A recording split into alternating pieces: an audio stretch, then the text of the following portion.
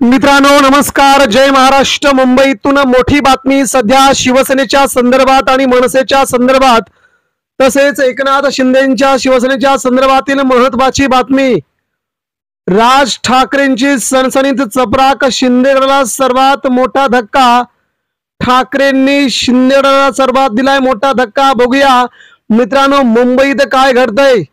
अखेर मैत्री आली संपुष्टात। राज ठाकरे एकनाथ शिंदे यांची मैत्री संपुष्टात। मित्रांनो सविस्तर अपडेट। मुंबईच्या राजकारणातून मनसेचा एकनाथ शिंदेंच्या शिवसेनेला थेट इशारा आणि या इशाऱ्यातून मारली सणसणीत चपराक। पुढच्या 2 मिनिटांमध्ये जाणून घेऊया महाराष्ट्राच्या राजकारणात राज ठाकरे आक्रमक। उद्धव ठाकरेंशी युती केल्याच्या नंतर महाराष्ट्रात भाजप विरोधात एकनाथ शिंदेंच्या शिवसेनेविरोधात मनसेचा जोरदार इशारा। मित्रांनो सध्या महाराष्ट्राच्या राजकारणामध्ये उद्धव ठाकरे राज ठाकरे या बंधूंची युती होणार हे आता जवळजवळ निश्चित झालंय। बृहन्मुंबई महानगरपालिकेच्या निवडणुकीच्या रणशिंगाने या युतीचं रणशिंग फुंकलं जाईल। यानंतर उद्धव ठाकरे राज ठाकरे एकत्र महाराष्ट्राचा दौरा करतील। मित्रांनो त्यापूर्वीच आता एकनाथ शिंदेंची शिवसेना आजपर्यंत उद्धव ठाकरेंशी दूर झाली होती आणि राज ठाकरेंच्या जवळ जाऊन प्रत्येक वेळी त्यांच्याकडे आपल्या समस्यांचा पाडा वाचत होती।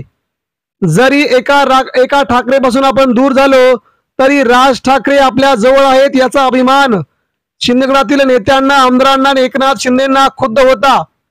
मात्र आता मित्रांनो राज ठाकरेंनी एकनाथ शिंदेंच्या शिवसेनेला जोरदार चपराक लावली आहे।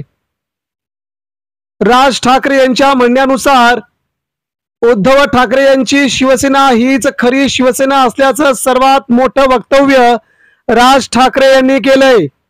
शिवसेना प्रमुखांची शिवसेना ही उद्धव ठाकरे यांच्याकडे असल्याचं मोठं वक्तव्य करून शिंदेगडासाठी मोठी चपराक लावत राज ठाकरेंनी शिंदेगडाचे मनसुबे उधळून लावले आहेत।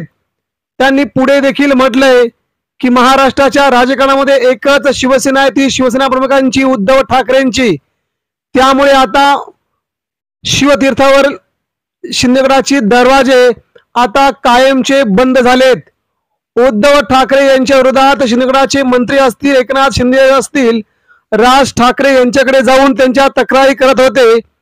परंतु मध्यंतरी अमित ठाकरे यांनी देखील सांगितले ठीक आहे तुम्ही उद्धव ठाकरेंची साथ सोडली, आमदार गेले, मंत्री गेले, परंतु ठाकरेंची शिवसेना आणि ठाकरेंचा धनुष्यबाण आपण चोरायला नाही पाहिजे होता, तो आपण घेऊन जाणं हे अपेक्षित मला नव्हतं।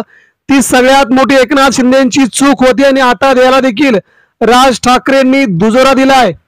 पुढे जाऊन म्हटलं तर राज ठाकरे यांनी एकनाथ शिंदेंच्या मंत्र्यांसाठी, आमदारांसाठी महाराष्ट्राच्या वेगवेगळ्या जिल्ह्यांमध्ये लोकसभेसाठी वेगवेगळ्या सभा घेतल्या, त्यांना निवडून आणलं।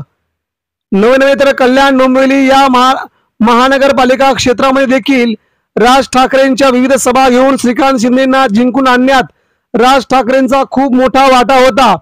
राज ठाकरेंनी सभा घेतल्या नसत्या तर श्रीकांत शिंदेंचा पराभव निश्चित झाला असता। महाराष्ट्राच्या वेगवेगळ्या भागात राज ठाकरेंना महायुती करून जोरदार मागणी होती।